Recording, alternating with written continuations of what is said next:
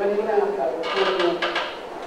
de la pregunta o del comentario, haría una distinción. Porque todos estamos de acuerdo en que la política siempre se desenvuelve dentro de reglas del juego o marcos institucionales. A su vez la política puede cambiar esos marcos institucionales, pero se desenvuelve dentro, opera con esos incentivos que otorgan esos marcos institucionales. Yo haría la siguiente distinción.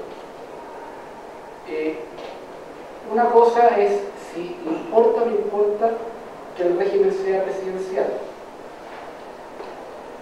Lo que no es lo mismo en materia de presupuesto que si va a tener atribuciones el Ejecutivo o el Legislativo, porque podríamos tener un régimen parlamentario.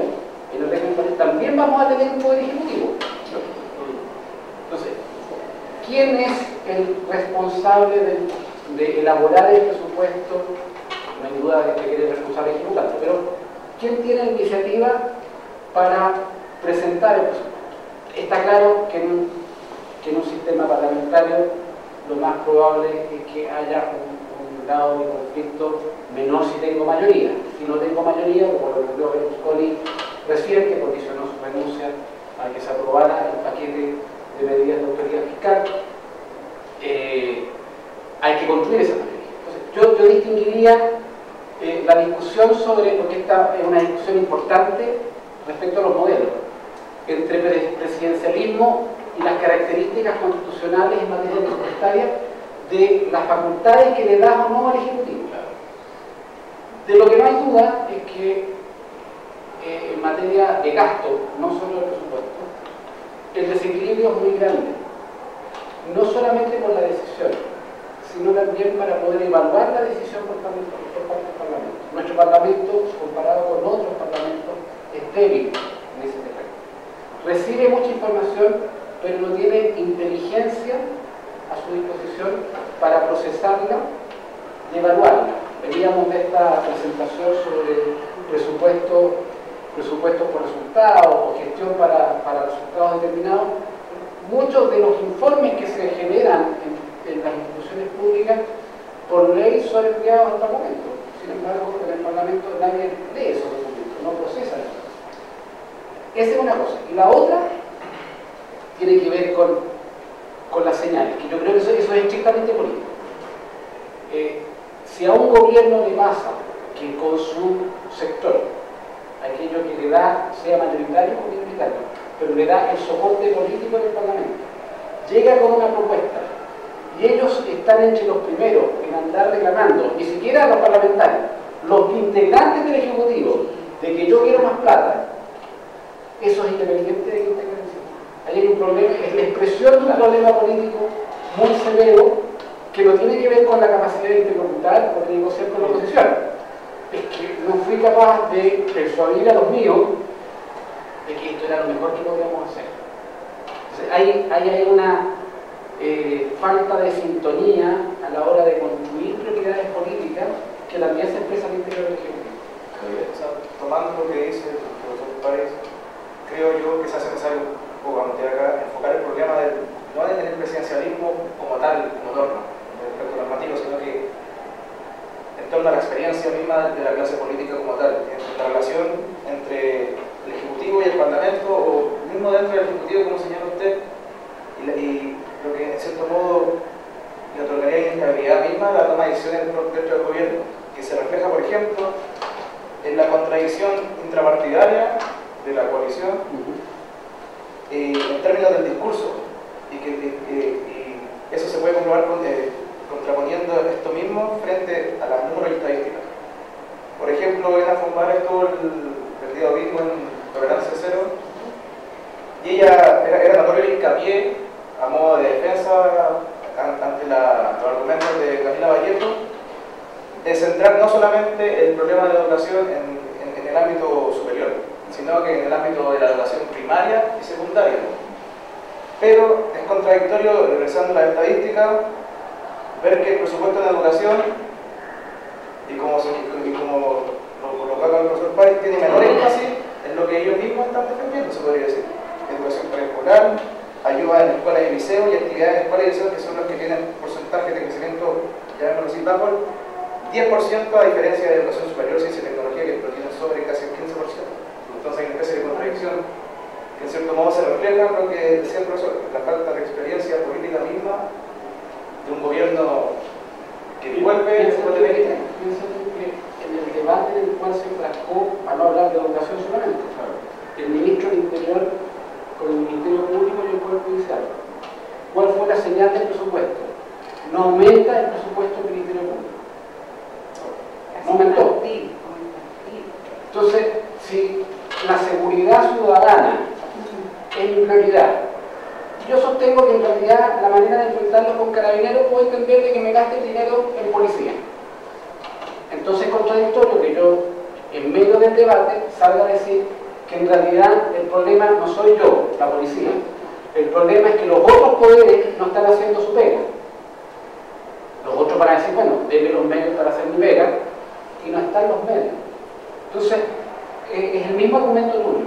Hay una falta de consistencia en el discurso o en el mensaje político que se comunica con la decisión de dónde voy a colocar los recursos, dónde se van a expresar materialmente las prioridades de esa política. Oye, Enrique, y otra pregunta, porque en la lámina mostraste lo de salud, que durante el 2011 no hubo variación, y también me llama la atención porque en el fondo el presidente del Colegio Médico, tu homónimo, el doctor Pari, dijo que dio a entender como que ahora la indignación que venía, la próxima indignación social, viene por el tema de la salud. Es que el dato que yo muestro es que ese dato solamente está diciendo que lo que crece salud para el 2012, como no cambia el porcentaje, crece ese porcentaje y durante el 2011 no fue rebajado. Hubo muchos ministerios que fueron rebajados, salud no fue tocado durante el 2011. Crece. Lo que ocurre, y tiene que ver con el desarrollo, aumentaron un 6,8 dentro de los sectores, es poco. Hay lugares que lo tenemos más dosis, pero es que efectivamente es poco. Entramos en un estadio de desarrollo tal en donde hay áreas en las cuales los déficits son tan grandes en que aun cuando un 6%, si uno pensara en los países desarrollados hoy en día, en un gran esfuerzo, el gap que hay con las necesidades es tan grande que no absorbe. Además que ahí hay un problema también de prioridades, dónde estás gastando la plata, en política de salud pública se está gastando muy poco, se está metiendo muchas cosas. Yo haría un zoom también, Nicolás, a los partidos. Hemos hablado poco de los partidos, y no es casualidad que estemos hablando poco de los partidos. O sea, hay 2 o 3 hechos políticos esta semana, ¿no es cierto?, del partido de gobierno, o que debiera ser de gobierno, porque es el partido del presidente, donde claramente hay una disidencia organizada que se junta con funcionarios de gobierno un fin de semana, ¿no es cierto?, prácticamente armar para el día 26, que es la convención, ¿no es cierto?, anual del Consejo Nacional, armar una contrapropuesta poderosa, además con un nivel, los partidos en general, de legitimidad bajísimo. Entonces, yo creo que no solamente un problema de alineamiento de base estructural de gobierno, yo creo que además tenemos un serio problema de desgaste y de base y de sustento partidario, que además ha sido progresivo. O sea, yo recuerdo el último año de la presidenta Bachelet, la aprobación del presupuesto ya fue noticia. No sé si fue el último o el antepenúltimo, pero fue noticia, se aprobó exactamente algunas horas antes, justamente también con grandes quiebres internos en la coalición gobernante de entonces. Probablemente menos notorio, probablemente con 20 años de gobernanza en el cuerpo que te enseñan, ¿no es cierto?, que los límites son complejos de pasar, además con una estructura de expertise que te da estar sentado, digamos, en la moneda, instalado. Partido político que ya y partido, exactamente. Entonces yo creo que aquí se juntaron, además, un momento de prioridad bajísima de los partidos. Y además, a propósito de lo que decía Marco, en el tema de la presión estudiantil con incentivos a desalinearse creciente. O sea, hoy día nadie va a salir siendo incondicional a un proyecto de presupuesto cuando tienes la calle, ¿no es cierto?, cada 2 semanas con demandas, porque probablemente lo más popular es aparecer siendo disidente hoy día. O sea, lo que era díscolo antes, hoy día yo diría que es más bien parte de la conversación cotidiana. Hernán Larraín ha hecho casi toda la semana una declaración, ¿cierto? Un senador que además es presidente del Senado, que tiene mucho carrete en este cuento, y ha sido disidente total y absoluto semanalmente. Si tú te vas al mundo municipal, cada vez que entrevistan a Sandón, entonces uno sabe, ¿no es cierto?, dónde está parado, de dónde vienen los vectores, de dónde vienen. Entonces, yo creo que ha sido un tema complejo, no sé, y ahí la pregunta al profesor París, yo creo que la mezcla de subejecución, que no sé a cuánto irá a llegar, no sé si hay alguna proyección de subejecución de acá ya con periodo cerrado, pero era una subejecución agosto. Una subejecución mezclado con un desalinamiento en los partidos, ¿no es cierto? Y además 14% de la concertación, y con un nivel de desaprobación creciente además de la estructura de gobierno, es una mezcla, ¿no es cierto?, explosiva, ¿no?, para este momento tan republicano que es la aprobación del presupuesto. Bueno, yo lo que quería comentar es simplemente que ante esta crisis de institucionalidad y de legitimidad, considero sí que estamos ante una democracia delegativa, lo que planteaba O'Donnell en ese tiempo. Estamos ante una evidente democracia delegativa.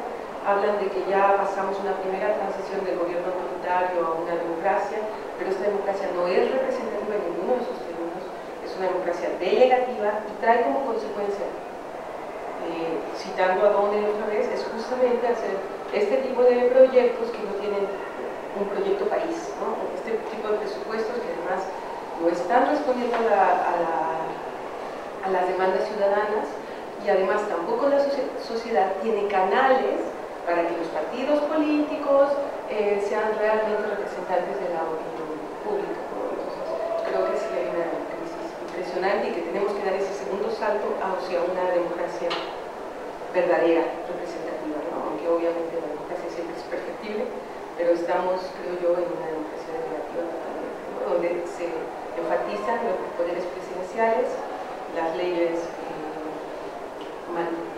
enviadas en cortos plazos, en una visión de país, y bueno, eso.